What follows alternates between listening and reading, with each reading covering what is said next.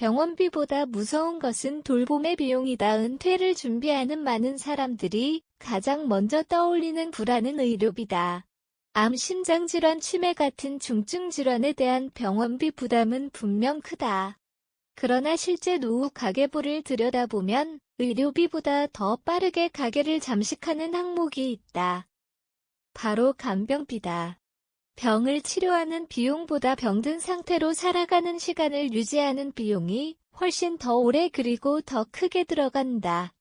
치료는 끝나도 돌봄은 끝나지 않는다. 의료비는 보통 사건형 지출이다. 수술, 입원, 항암 치료처럼 특정 시점에 집중적으로 발생한다.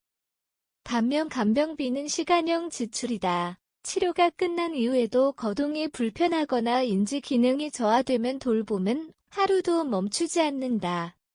마침표, 퇴원 후 재가 간병, 요양병원 장기 입원, 요양시설 입소, 가족 돌봄 플러스 외부 간병인 병행이 모든 과정에서 매달 고정적으로 지출이 발생한다. 문제는 이 지출이 몇 달이 아니라 몇 년 단위로 이어진다는 점이다.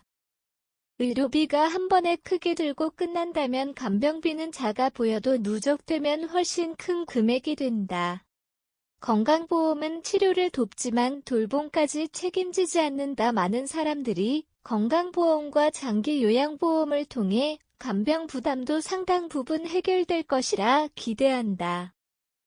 그러나 현실은 다르다. 건강보험은 의료 행위 중심이다. 수술약 검사에는 적용되지만 일상생활을 돕는 돌봄 노동에는 거의 적용되지 않는다. 장기요양보험은 돌봄을 지원하지만 다음과 같은 한계가 있다. 마침표, 등급 판정까지 시간이 오래 걸림. 급여 한도가 있어 전액 보장 불가. 시설 이용 시 본인 부담금 지속 발생. 야간, 주말, 상시 간병은 대부분 비급여. 결국 상당수 가정은 공적보험 플러스 본인 부담 플러스 가족 노동을 동시에 감당하게 된다.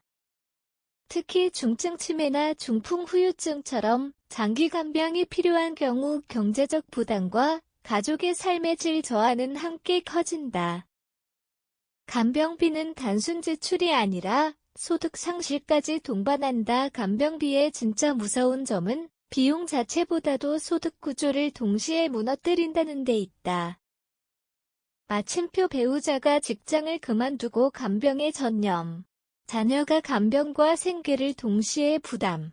노후 부부의 여가, 사회활동 단절직 돈이 나가는 동시에 벌 수 있는 능력도 줄어든다. 이중 타격이다. 특히 은퇴 직후 아직 활동 가능한 시기에 간병 상황이 발생하면 노후 설계 전체가 순식간에 붕괴될 수 있다. 수명이 길어질수록 아픈 채로 사는 시간도 늘어난다. 의학 발전으로 평균 수명은 계속 늘어나고 있다. 하지만 건강 수명은 그만큼 늘지 않고 있다. 이는 곧 돌봄이 필요한 상태로 살아가는 기간이 길어진다는 뜻이다.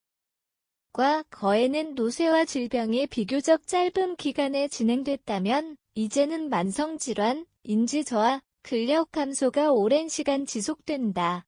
이 기간 동안 필요한 것은 치료보다도 일상 유지에 가까운 돌봄이다. 그리고 이 돌봄은 시스템보다 가족과 개인에게 더 많이 전가되고 있다.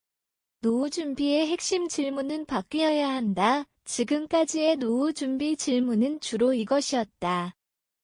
병원비를 감당할 수 있을까? 그러나 앞으로 더 중요한 질문은 이것이다. 아프게 오래 살 때 누가 나를 돌볼 것인가? 그리고 그 비용은 누가 감당할 것인가? 연금의료보험 실손보험만으로는 이 질문에 답하기 어렵다. 주거 구조, 가족관계, 지역 돌봄, 인프라, 사적 간병 대비 자금까지 함께 고려해야 한다.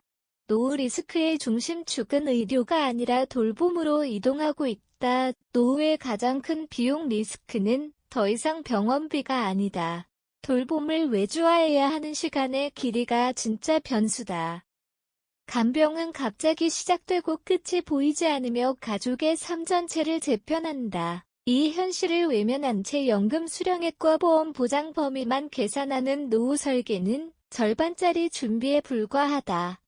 이제 노후 대비는 숫자 중심의 금융계획에서 생활 구조와 돌봄 구조를 함께 설계하는 단계로 넘어가야 한다. 그렇지 않다면 오래 사는 것이 축복이 아니라 부담이 되는 순간이 더 빨리 찾아올지도 모른다.